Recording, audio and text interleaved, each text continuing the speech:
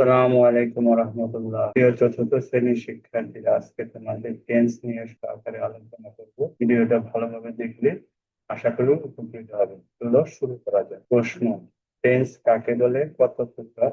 উত্তর: কাজ সম্পন্ন হওয়ার ভিন্ন ভিন্ন সময়কে টেন্স বলে। আবার বলছি, কাজ সম্পন্ন হওয়ার ভিন্ন ভিন্ন সময়কে টেন্স বলে। টেন্স কত প্রকার? টেন্স তিন প্রকার, যেমন প্রেজেন্ট টেন্স বর্তমান কাল, পাস্ট টেন্স অতীত কাল, ফিউচার টেন্স ভবিষ্যৎ। প্রেজেন্ট টেন্স: যে বাক্য কোনো কাজ বর্তমান সময়ে ঘটছে বা সাধারণভাবে সব সময়ই ঘটে থাকে তাকে প্রেজেন্ট টেন্স বলে। যেমন আই ইট, আমি ভাত খাই। Muskan goes to school, Muskan স্কুলে যায়। হি প্লেস ক্রিকেট, সে ক্রিকেট খেলে। এখানে দেখো সাধারণত ভার্বের সাথে এস যুক্ত হয়েছে সাধারণ ভাষায়, এগুলো প্রেজেন্ট। এবার আসো পাস্ট টেন্স, একটু ব্যতিক্রম, ভালোভাবে খেয়াল করি। পাস্ট টেন্স কাকে বলে? যে বাক্যে কোনো কাজ আগেই ঘটেছে বা আগে শেষ হয়ে গেছে বা সম্পূর্ণ হয়েছে তাকে পাস্ট টেন্স বলে। যেমন আই এট রাইস, এট বুঝতে পেরেছো?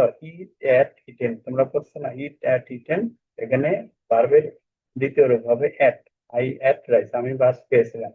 মুস্কান ওয়েন্ট টু স্কুল, এখানে মুস্কান ওয়েন্ট হবে, গো ওয়েন্ট গন, অর্থাৎ ভার্বের দ্বিতীয় রূপ। গো এর ভার্বের দ্বিতীয় রূপ went.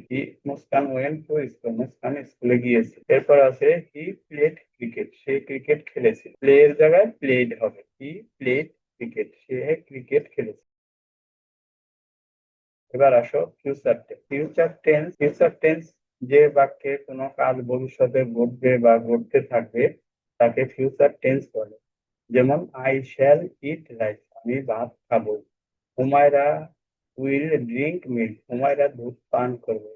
He will play cricket, সে ক্রিকেট খেলবে। এখানে কি দেখো, ফিউচার টেন্সে শ্যাল এবং উইল যুক্ত হবে।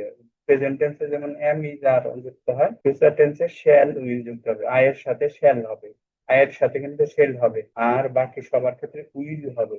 Humaira will, he will, they will, Rahim will, Karim will. অর্থাৎ Humaira will drink milk, Humaira দুধ পান করবে।